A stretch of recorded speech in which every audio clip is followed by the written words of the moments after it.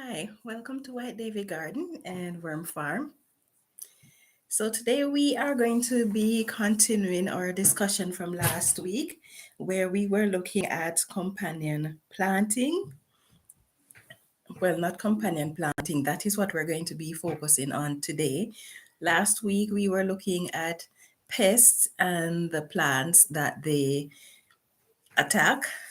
So today we're going to continue on that, and then we're going to be looking at the plants that we can use to control some of these pests. Now, please bear in mind that companion planting does not control pests 100%, but at least it can help to control the population of the various pests that you may encounter. So as we go through the discussion, if you guys have any form of plants that you use as a companion plant to control pests, if you feel so inclined, it would be nice if you could share that information with us and the type of pest that these plants that you use repel.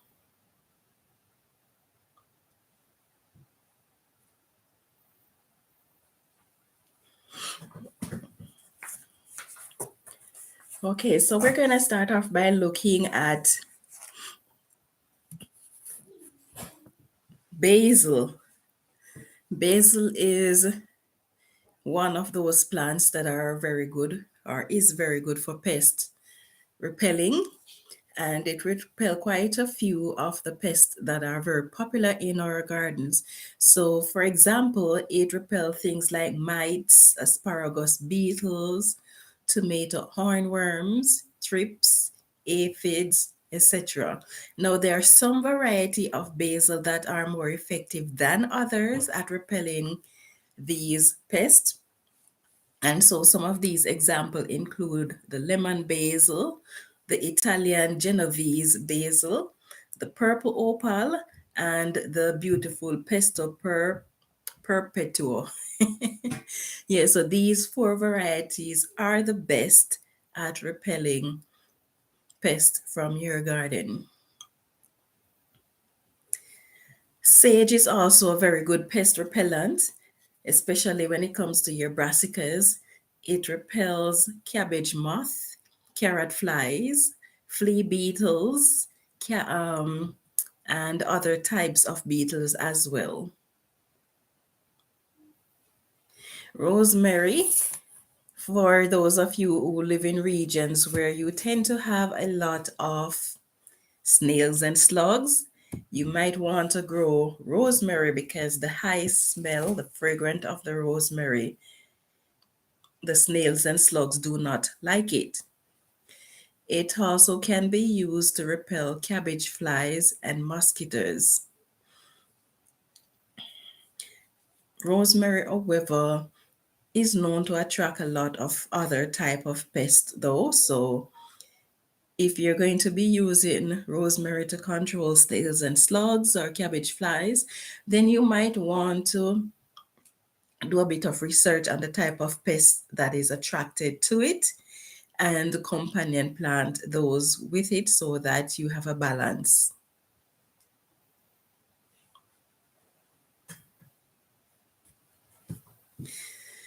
Thyme is another one that is pretty good for pest repelling. Now, a lot of the herbs are very good for repelling pests.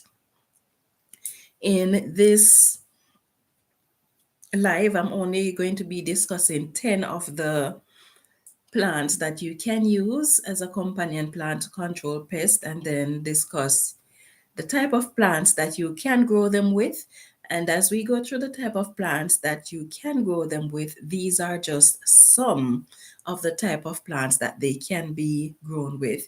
They also have plants that they should not be grown with. In some cases, I will touch on those, but in other cases, I won't. So if you are going to be using these as a companion plant, then it might be a good idea to do further research on them to see what they should not be planted with. Okay, so thyme is very good for repelling cabbage loopers, whitefly, corn earworms, and tomato hornworms. Now, as we talk about companion planting or about plants that repel pests, please keep in mind that there are some plants that even though they repel certain type of pests, they may not be good companion with other plants because of their requirement.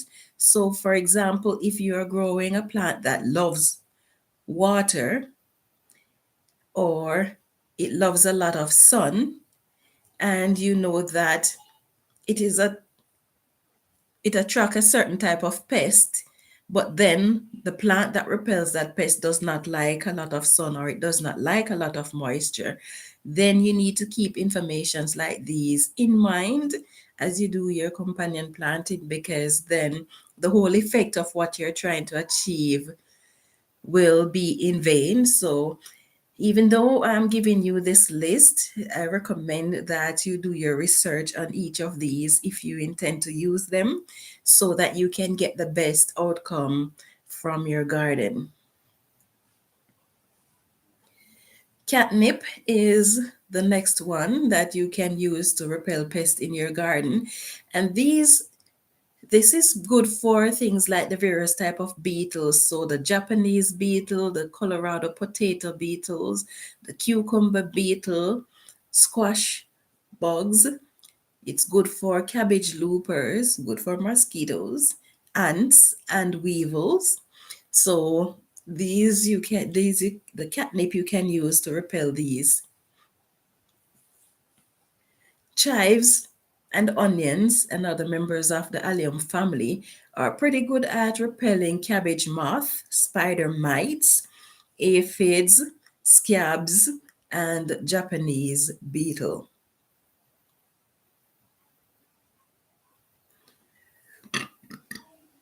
Well, excuse me. Chrysanthemum, these are good at repelling root nematodes.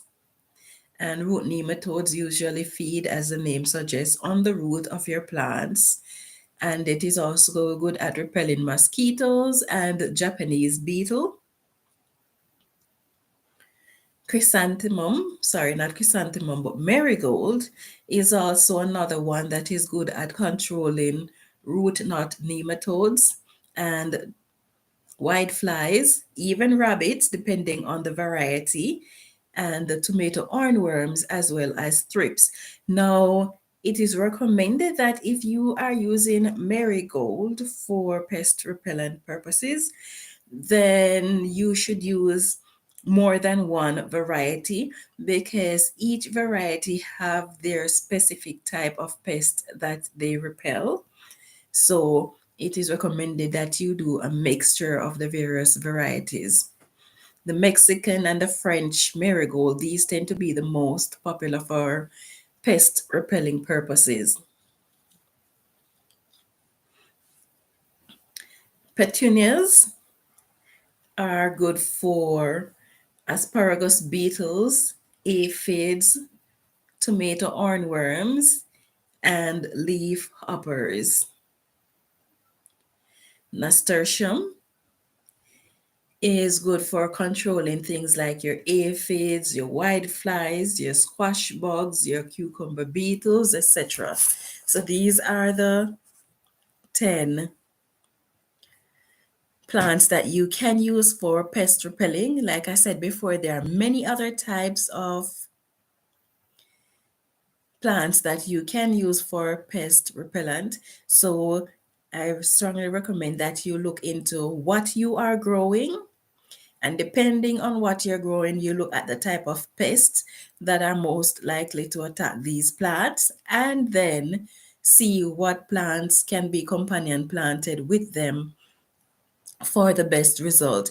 Now, apart from companion planting being used just to control pests, another benefit of companion planting is that together these plants can enhance growth, it can enhance the flavor of whatever it is that you're growing, so it serves more than one purpose.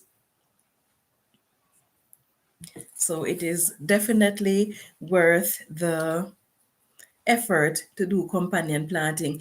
And one rule of the thumb where companion planting is concerned, if, for example, you don't have the time or you don't want to spend the time to do research as what can be companion planted together, the rule of the thumb is if it goes well together on the plate, then it would go well together as companion plants. So just as you would put your carrots with your lettuce, carrots and lettuce would be good companion together. Now, the 10 plants that we just looked at, we are going to be looking at what they can be companion planted with. Now, again, as I mentioned before, these plants can be companion planted with a lot of other plants. And some of these are herbs, and there are some herbs that goes well together. There are some herbs that should not be planted together because they have different requirements. Some herbs like well-drained, loose soil and a lot of sunlight. There are some herbs that might not like so much sunlight. They might prefer moist conditions. So planting these together will not be very effective. So it is recommended that when you're growing your herbs, you look at what the requirements are in order to get the best outcome. So let's start off with your basil for companion planting. And as I mentioned, hi Kin, how are you? Yeah, so as I mentioned, the various basils, if you are going to be using these as a means to control pests, then you want to plant them in rows. The taller varieties is usually better, but yes, you want to plant them in rows.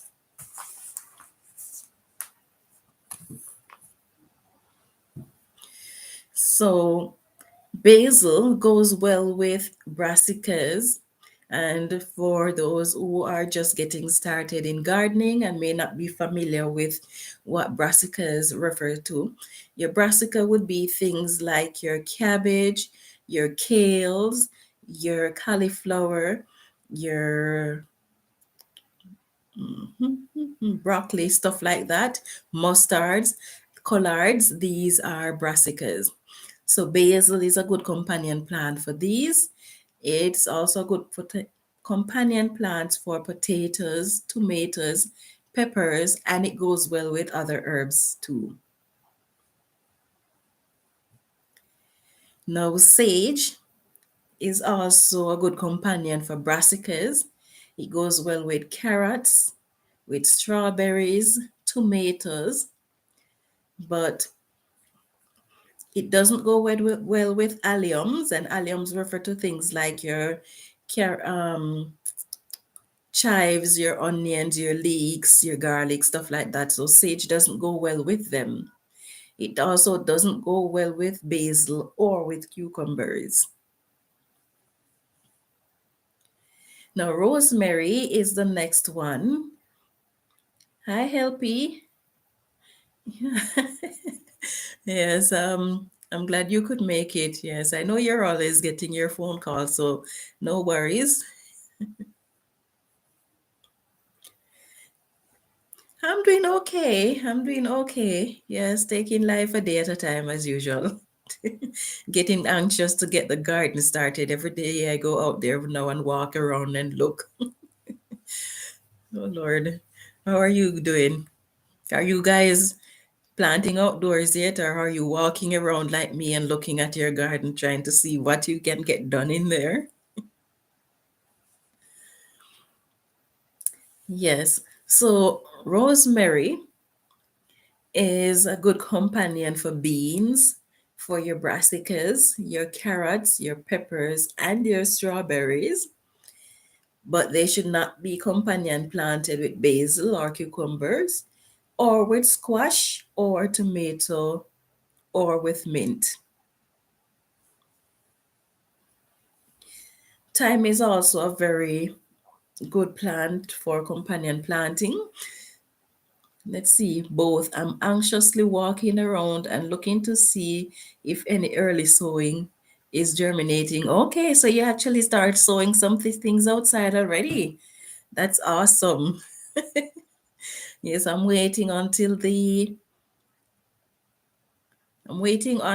end of, well, the last week in April before I actually start sowing my seeds out there for those that doesn't mind too much of the cold.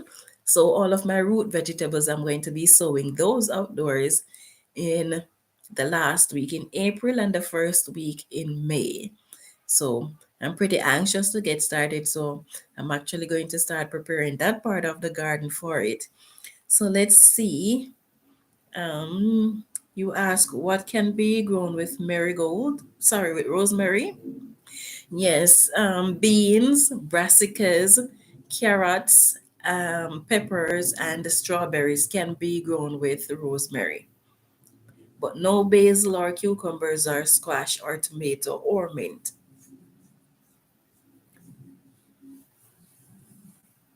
Let's see, you said you saw some endives.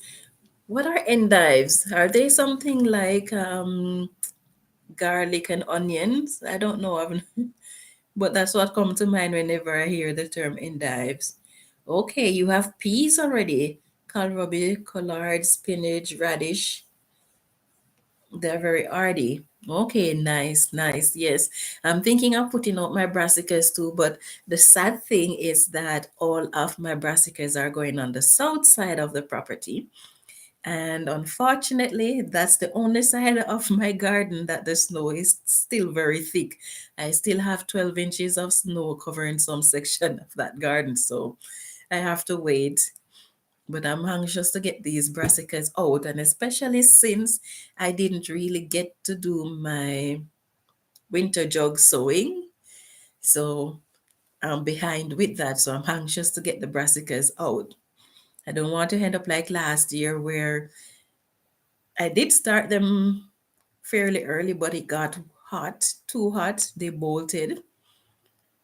And some of them, because the growing season, although the growing season supposed to start the third week in May, the temperature was fluctuating really bad. So a lot of things could not go outdoors at the time that they would usually go outside. So by the time I plant up my brassicas, they just bolted for the most part. So hopefully this year will be better. So I'm going to try and get them started quite early.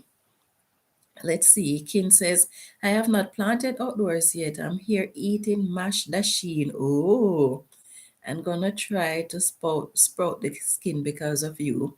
Okay. Yes, the dasheen skin should grow. I don't see there being any difficulties in it growing because most root vegetables tend to grow slips or buds or whatever it might be called on the skin. So shouldn't be a problem getting it started. Endives is a green. Okay. Yeah. I'm gonna have to look it up and see what it looks like. Let's see. Kim says she sprouted some tomatoes and peppers inside. Awesome. You know, tomatoes are very, very easy to germinate, but I'm not sure what's going on with my tomatoes this year at all. I've sown the seeds, I think, close to 3 weeks now. I'm not seeing anything happening. And these seeds, I harvested them last year. So I know that they they're not outdated. So I don't know what's going on, but they are not germinating for me at all. Usually my tomatoes would be the first thing that germinate. My peppers germinated like really, really quickly, like within a week. Usually my peppers would take like 2 weeks to germinate, sometimes even longer. This time around, within a week, they were germinating. Now they even have true leaves on them, but I only see two varieties of my tomatoes that's starting to germinate, and it's just like one seed of each germinating. So I don't know what's going on. I don't know if maybe I should sow some more seeds just in case, maybe from a different package of seeds to be on the safe side, because I really don't want to wait until the growing season actually start to get started with those, because then I'd have to buy seedlings, which I don't want to do. Last year I bought seedlings, and although there's nothing wrong with buying seedlings, one of the things that I don't like about seedlings, especially where tomato is concerned, is that when you buy tomatoes here, it doesn't tell you whether it is a determinate or indeterminate variety. So you just have to wait and see. And I don't really like to grow the bushy type of tomatoes. Yeah, I don't like the fact that they flower and produce tomatoes all at once. And I also don't like the fact that they're so bushy, because then it takes up a lot of space in the garden. And I want to get as many plants as I can in. So I don't really like to grow the bushy type. The indeterminate type doesn't take up a lot of space in the garden because it grows upright and it doesn't produce fruits all at once. So on a continuous basis, it is always flowering and produce fruits. But I don't have any of the indeterminate seeds either. But such is life. Let's see. LP says, Google says endive is a member of the chicory family. Okay. Don't know chicory either. Let's see. Let's see. Kim says, I've got sweet potato slips growing. Nice. Yes. Not growing any sweet potatoes this year apart from my purple sweet potatoes, or purple Japanese yam as the Canadians call it. Yeah, I'm not growing any of the sweet potatoes this year.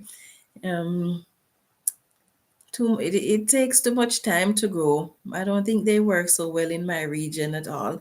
If I had a greenhouse, then fine, I could grow them, but I don't really have a heated greenhouse, and growing them indoors require more space, and then they tend to be prone to fungus gnats. So I'd have to make a special caging for them so the fungus gnats cannot get to it. And that's just too much work. Yes, but I'm rather disappointed because I really wanted to grow it again this year. But some other year, I'll try again. It didn't do so well last year at all. Last year was terrible where the sweet potatoes were concerned. And I planted so much of it last year. I had one entire raised bed, and that raised bed is 3 feet by 14 feet, and it was all sweet potatoes. Of course, I had my callaloo in between, but it was all sweet potatoes.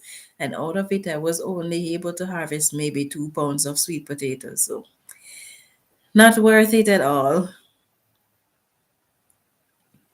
Let's see. I grew my tomatoes direct sow last 2 years, and they came up. I've never heard of determinate or indeterminate. Okay. Yes. Determinate is a short, well, regular size plant. I think it's the same as the bushy type of tomato. So it tends to grow a lot of branches, and it only grows to a particular height, regular height for tomatoes. And then it just produces all of its fruits all at once.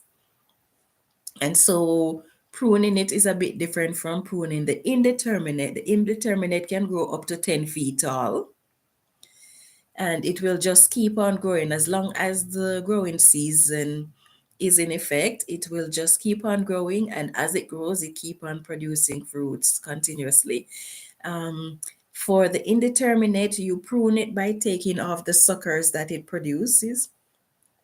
For the determinate or the bushy variety, you prune that by taking off not the suckers, but the leaves that are around the suckers, not on the suckers, but around. So the armpit of the tomatoes.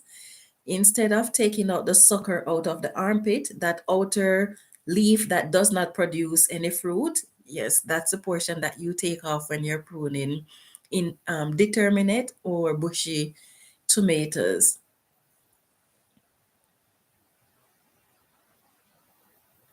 Oh gosh, wish me luck. It's my first time trying sweet potatoes. How long is your growing season?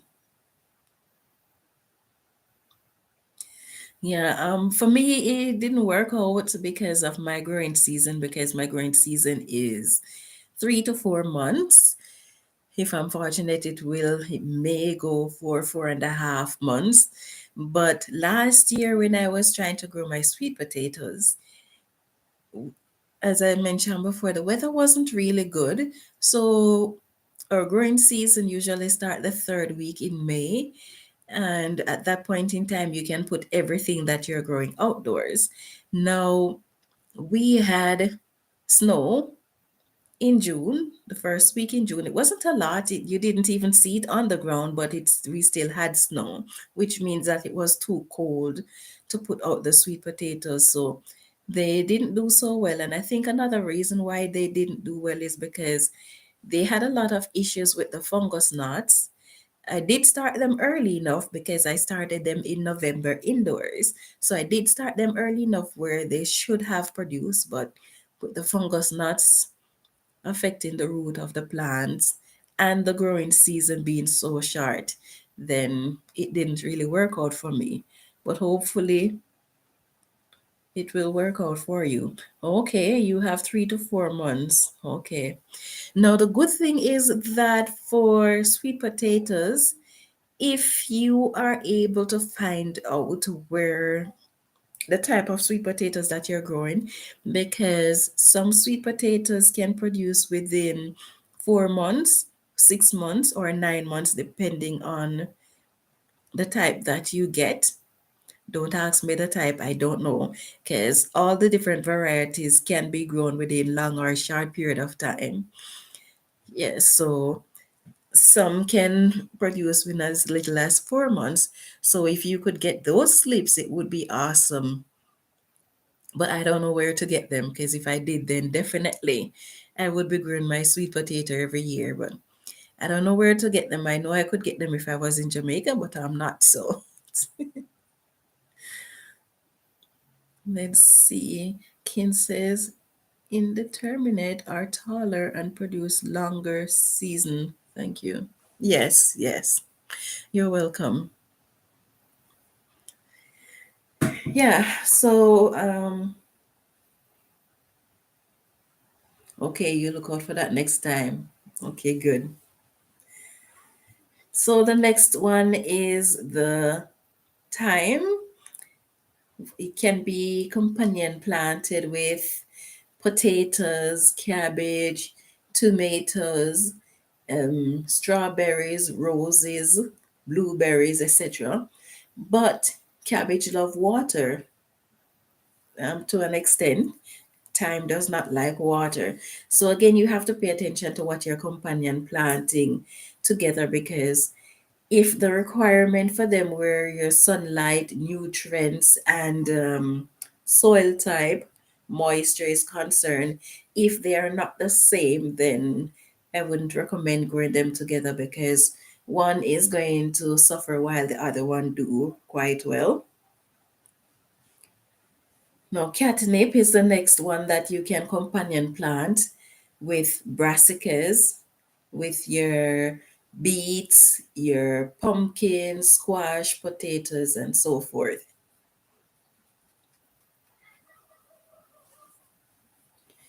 Chives and onions are members of the allium family. These go well with grapes, with strawberries, with your brassicas, with your eggplant, peppers, tomato, members of the squash family, rhubarb, and roses. Chrysanthemums goes well with your brassicas and with your tomatoes. Now, for marigolds, these go well with basil, with members of the brassica family, with cucumbers, members of the squash family, with eggplants, your tomatoes, your potatoes, your peppers, etc. Basil also goes well with peppers.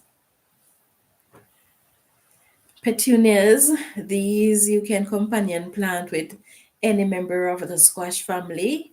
You can plant them with your tomatoes, your potatoes, your peppers, and your brassicas.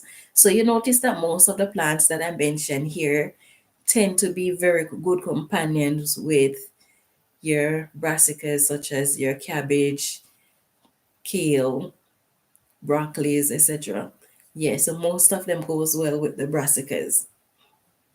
Nasturtium, the 10th and final one, goes well with the brassicas, with radishes, with cucumbers, with your melon and your tomatoes.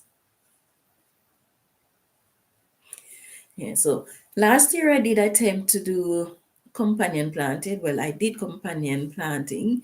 Some of it did well, some of it did not do so well. Last year was my first attempt at doing companion planting. Some of them didn't do well because of climatic condition. So I had issues where they took forever. They took forever to grow. Other plants were just outgrowing them. Like for example, my nasturtium that I planted and my marigold. Oh my lord. I planted these early, and when the growing season was ending, I didn't start them indoors. I direct sow them. And when the growing season was ending, they were just starting to produce flowers. Yeah, so they didn't quite work out so well at repelling pests. So I'm going to try and get an early start on a lot of these, especially those pest repelling plants that produces flowers, especially if the flower is what. Hi, Han. How are you? Especially if the flowers is what actually repel these pests, then I'm going to try and plant these early and see. Speaking of which, maybe I should try to do that in the next week or so. Yeah, so that by the time I get them outdoors, I can have some flowers shortly after, because last year they were flowering very, very late. They were like last month before the growing season end. They were just starting to flower. And if they don't do so well, I'm going to keep in mind that whether they do well, yes or no, I think I'm going to pick up a few plants from the garden center because these tend to flower pretty early. So I'm going to be picking up a few of them from the garden center just to be on the safe side.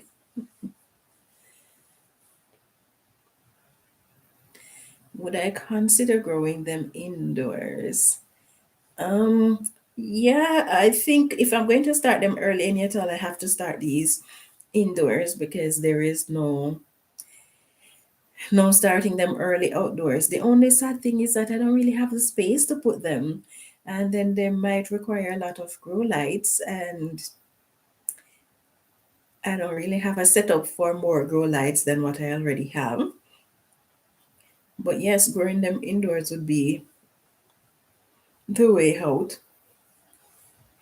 So I'll see what I can arrange to get them started, because I wouldn't really want to have a repeat where I'm growing.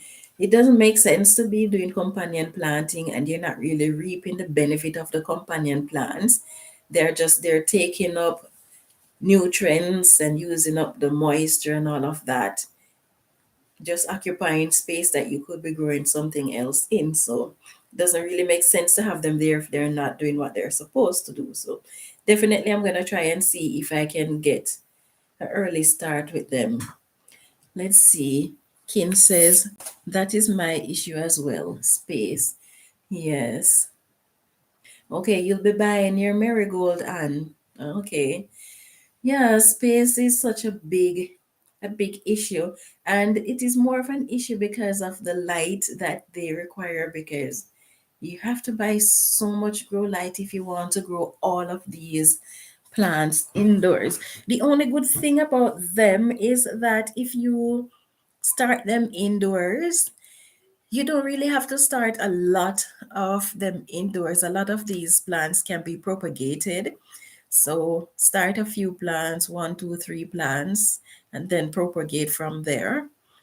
But the only thing is, will they grow fast enough? Yeah, so I think that's what I'm going to be doing. I'm going to start a few of them indoors, and then some I'm going to be starting outdoors and to see what happens. Yeah, but I don't really want to.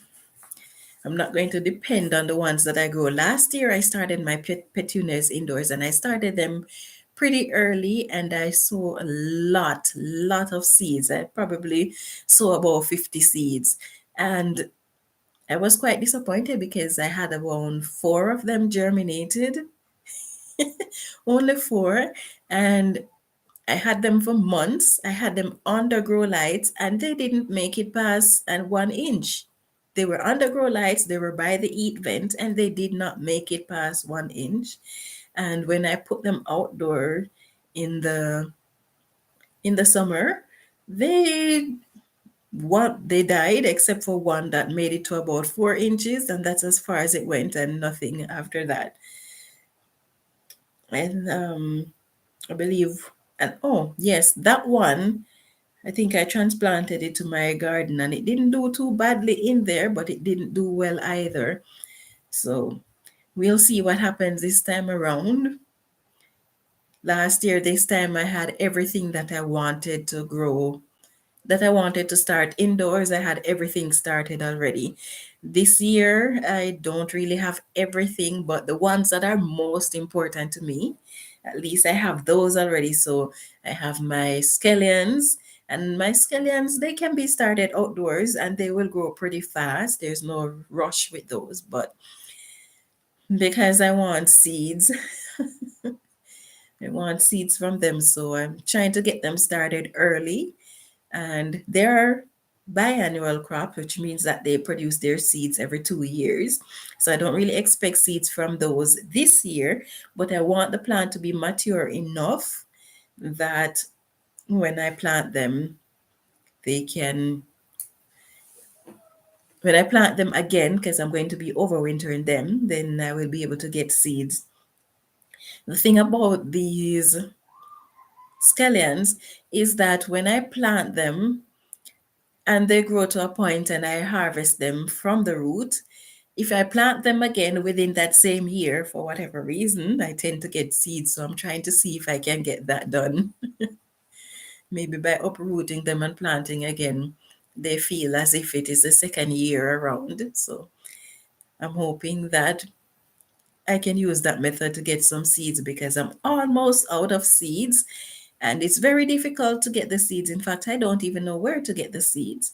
I got these seeds from, I got the, my husband went to the supermarket, the Jamaican supermarket, and found the scallions there.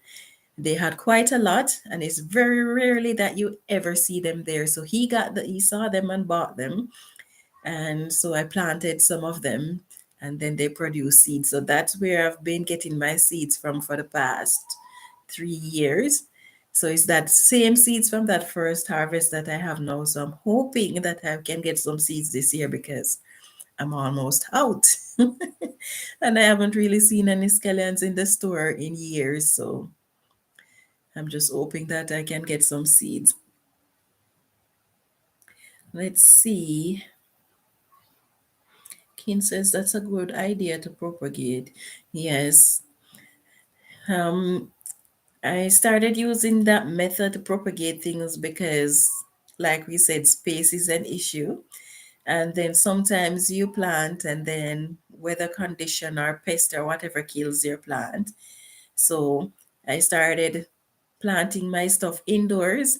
And for my tomatoes and stuff, I let them get really big. Some of them I start them like very, very early, let them get really big, and then take cuttings from them and duplicate so that I will end up with more plants. And even like when I'm outdoors, before I started growing such a wide variety of plants, for my tomatoes, whenever I prune the tomatoes, I would feel bad that I'm throwing away all of that. No, I don't really worry about it so much because my worms are eating it. But back in the day when I was pruning before I had my compost pile or my worms, I would plant these prunings or these clippings. Let's see. King says, whoa, I tell you, them seeds are rude sometimes. Yes, I know, I know. They have a mind of their own. We can only plant and hope for the best. Whatever comes, we have to be satisfied with that, unless we have some other alternative. But yeah, so I haven't started any flowers apart from, what is it called? My Echinacea. But I'm quite disappointed. I saw about 10 echinacea seeds. I only have three plants. They're not two of them not doing too badly. One is not doing so well. So I'm going to and they're not growing fast. They were growing fast initially, but they're not growing very fast anymore. So over the course of this week, I'm going to be setting up my greenhouse in my garage and setting up my grow lights on it so that I can get these plants out there. And then maybe that will give me more space to get other things started indoors. So we'll see how that goes. Yes, I haven't started any of my flowers yet. The only thing I start so far are my peppers and my tomatoes and my scallions, my strawberries. I'm still waiting on those little guys to germinate. I see three tiny little plants in there, and they're so tiny I can't tell what they are, so I'm not holding my breath that they are strawberries. So only those three little plants I see in there. So I'm waiting to see what happens with those. My Imka berries, I have actually uppotted them today because they were growing out the containers that they were in. So it will be interesting. It's the first time I'm growing the Inca berries. So it will be interesting to see what happens. Let's see. Anne says, I'm not sowing any flower seeds. I will buy all of them. Okay. Okay, and says they will germinate. Are you talking about my strawberries? How about yours? Have they germinated already? Yeah, I still have some flowers that I want to buy. So like bulbs. I want to get myself some bulbs. I don't expect them to bloom this year, but I would like to get myself some bulbs and plant them so that I can have them flowering for next year. Because for the most part, I only have flower seeds that are annuals. I want perennials. So I'm still going to plant annuals every year, but I want perennials so that if I don't get to plant flowers, at least I know I will have some. So I'm going to have to get myself some bulbs and see, get those planted and see what happens. Let's see. Oh, your Inca berry haven't germinated yet. Okay, but your strawberries have. So we are the opposite of each other then. Yeah, my Inca berries, they germinated like 5 days after I planted them. I was quite impressed. Yes, 5 days later, they were germinating and growing pretty fast. And I don't have them under grow lights. I need to get them under the grow lights now, though. But they're growing so fast, I don't know if I'm going to have space for them at the rate that they are growing.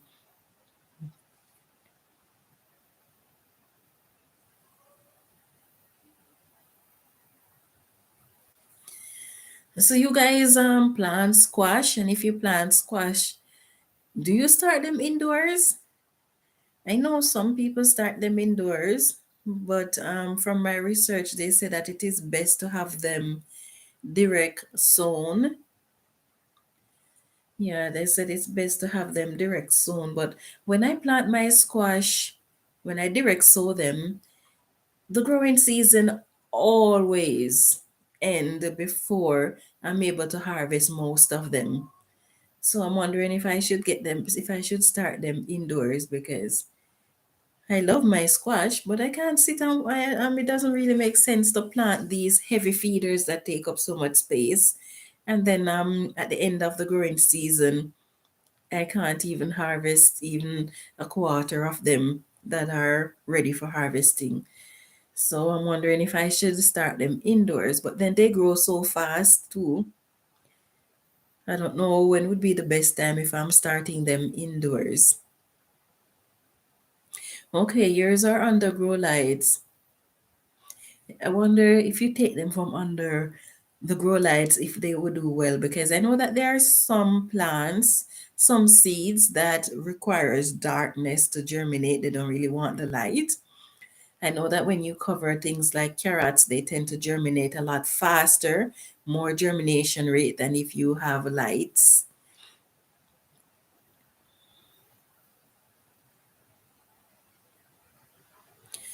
Okay, you've started buttersquash indoors and they've all germinated. Okay.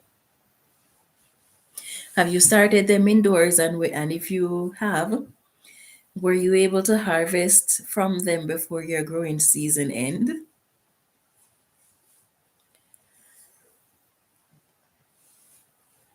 Okay, if you start them outdoors, they won't produce in time. Okay. Yes, in that case, I guess I'm going to be starting mine indoors then. I don't think I want a lot of plants, too much space, but I would like to get them started. No, there are some seeds that don't really mind. If they want to be covered, yes, covered with soil, but some seeds don't mind if they're under lights, yes or no, to germinate.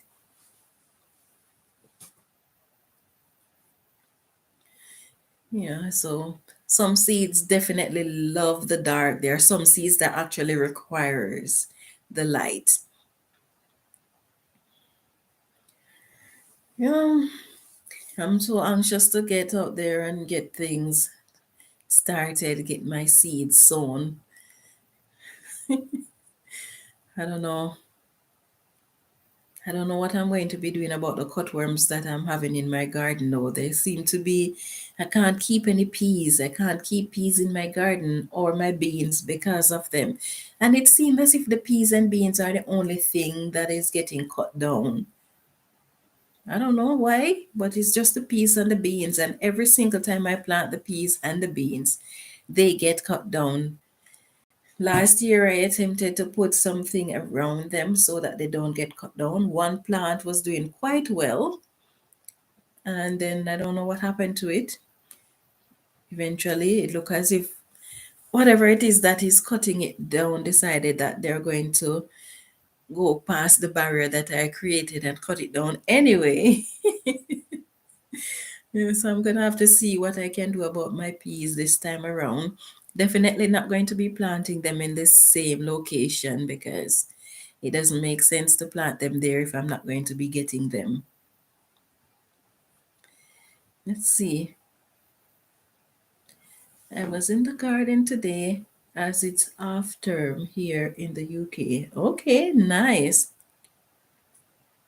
No, I don't net them. I've never used net on them. The only thing I put net on is my strawberries, the fruit itself. But no, I've never really put net on them. Because whatever is cutting them down is something that is in the soil. So I'm thinking it is cutworms. The previous years, when I plant my peas and beans, when I dig around the root, I would find the cutworms. Last year, however, when I dig around the root, I did not find any. But it's the same way that the plants are being cut down like they were the previous year. So I'm assuming that it is cutworms. You see, and says I managed to sow some of my carrots, turnips, and a few more radish. Nice, nice. Yes, I'm just waiting, itching to get out there, itching to get out there. But the funny thing, It's the first year in a long time that I haven't planned my garden out yet. I know what I want to grow, and I know that yes, these type of plants are going on the south side, these are going on the north side, and stuff like that. But in terms of planning, what I'm going to be planting exactly where, how much of each thing I want to plant, and stuff like that, I haven't done any of that yet. I just can't find the time. I don't know. I can't find the time, but I know I need to make the time because in another 2 weeks or so, I'm going to be planting all of my root vegetables, which means that I have to decide from now where they're gonna go. My potatoes and sweet potatoes, I already know exactly where those are going, but other things I'm not so sure about. For my onions and garlic and stuff like that, those are pretty much determined. But like carrots and beets and stuff, oh, don't even mention beets. Beets are a disappointment. Last year was a disappointment. The year before that was even worse. The year before that, I had rabbits eating down my beets, so they didn't produce anything. And then last year, I don't know, I planted them and I didn't have any rabbits coming in, and they just didn't do well. I harvested some beets, but they were just very small beets, so it was a disappointment. The foliage of the plants just didn't do so well. So I don't know. Maybe I have to go back and do some homework on the beets, see what it is that I am doing wrong. But hopefully this year will be better for that.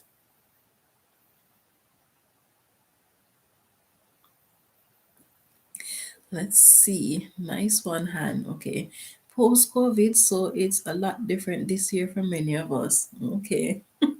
You say post COVID, but COVID is not going anywhere. Not going anywhere. It is here to stay. And all of the various strains that are out there, whenever there's a new strain, the old one does not go away. They're all here to stay. Yes, but yes, you're right. A lot of things are going to be different this year. But I noticed that a lot of people are in a panic because with what's happening, the side effect of COVID and with the various wars that are going on and stuff. So a lot of people are in a panic because food shortages, it's getting out of hand, and this is just the beginning, really. This is just the beginning because there are some areas where COVID is on the rise even more than it was when the first strain came out. Some places are actually going into total lockdown now. So, with all of these people who didn't survive, and with all of these people who have side effects that prevent them from working, and the amount of jobs that were lost, businesses that were closed down, the manpower to run these business just won't be the same because we can't get back some of these manpower. So a lot of things are going to get worse, and so a lot of people now are turning to gardening, trying to see if they can make a way out to lessen their financial burden, or at least ensure that they have a food supply. So a lot of things are going to be different this year. A lot of things. Kim says she has no luck with beets either. 2 years in a row. I'll try again this year though. Yes, yes, true. A lot of I don't know what it is about the beets, but I haven't really tried growing them much enough to say. I know the first year I had the issues with the rabbit, but last year I don't know what it was. I don't know if the curly top virus that were affecting my plants had something to do with it. So we'll see. I'm going to do my best to stay on top of the pest this growing season and then see if it will make a difference, because I'd really like to grow some beets. I hear that the greens for the beets is actually quite good. I've never had a chance to try it. I tried to grow some to get the greens last year and the year before, but it didn't work out. So I'm hoping that this time around At least I'll be able to get some greens and try it out. Let's see. Kin says, it's true. I should have said post lockdown. Okay. And there's so many things that you cannot get anymore. We had over 1 million cases in the last 2 weeks. Holy moly. Yeah, yeah. Even here in Canada, they're trying not to say what's going on. They're not giving us the count. You have to be digging around to find it, but you can't just turn on the news now and hear that, okay, XYZ, XYZ. They're actually covering up how bad it is out there, but it is terrible. But you see, I don't agree with removing the lockdown, but I can understand because with the lockdown, there's so much restriction, and with the economy in the state that it is in, if the government put in place too much restriction, the economy is going to be suffering.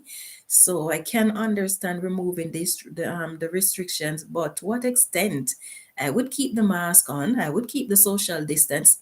If you want to open up everything because of the state of the economy, go ahead. But I mean, keep the safety precautions going because that is where most of the issues are.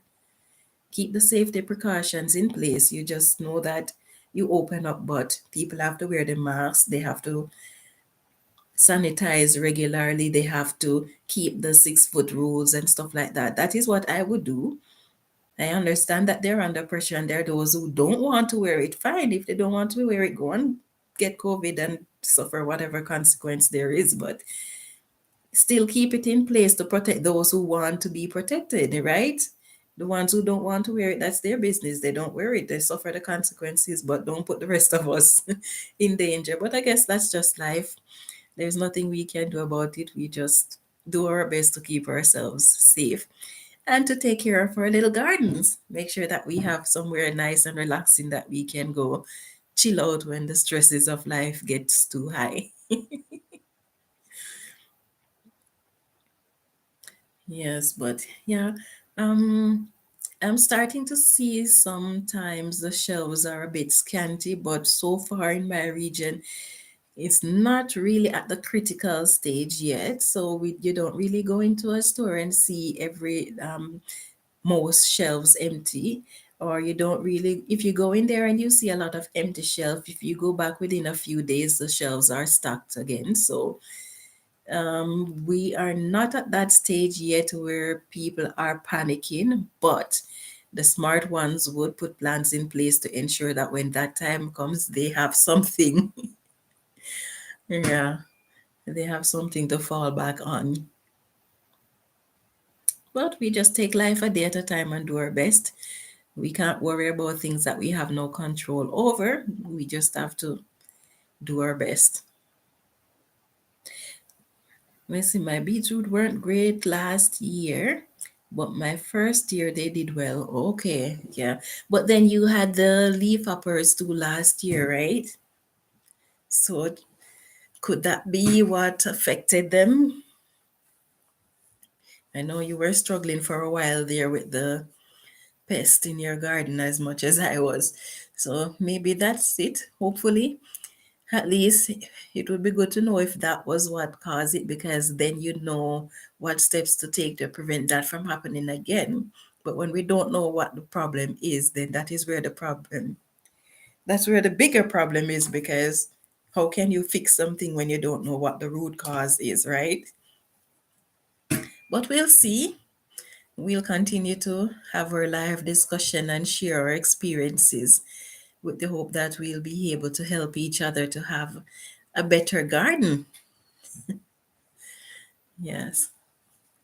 So hopefully you guys will have a really, really nice. Okay, they were covered. Oh, interesting. Would be nice to know what it is, why they didn't do so well. Was it weather condition? What was it? I wish I could.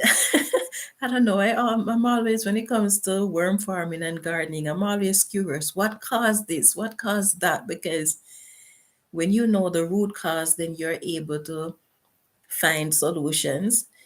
when you don't know what the problem is, you can only apply topical treatment, which doesn't really get rid of the source of the problem. It just treats symptoms. But such is the nature of life.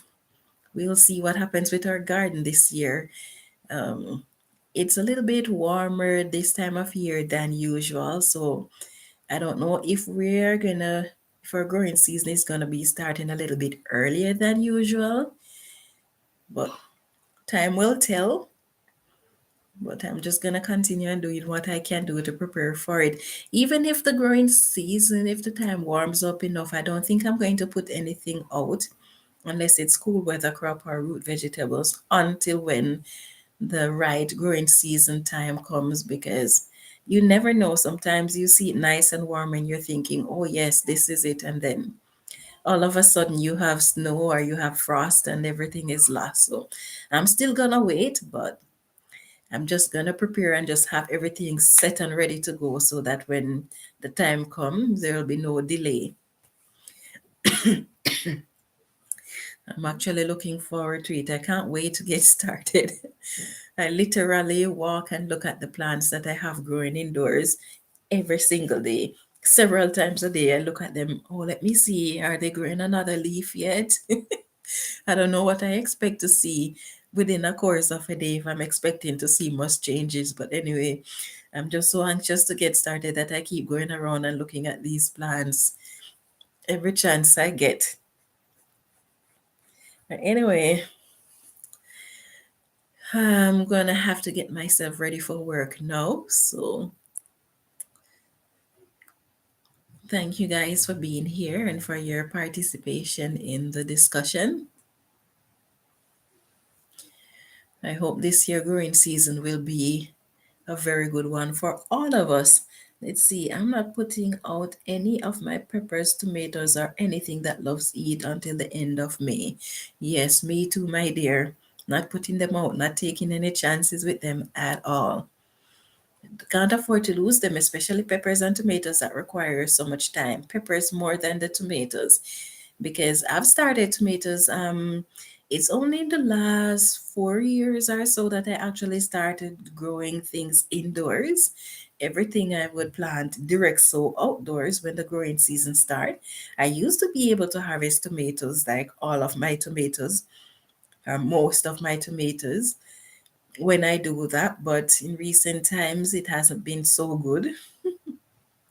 So starting them outdoors, I don't think the tomatoes won't be so much of a problem, but my peppers, especially my hot peppers that require the longer growing time, not going outside until when I know that it is nice and warm enough for them. But anyway, guys, thank you all for being here and happy gardening. Yeah, man, time for grow.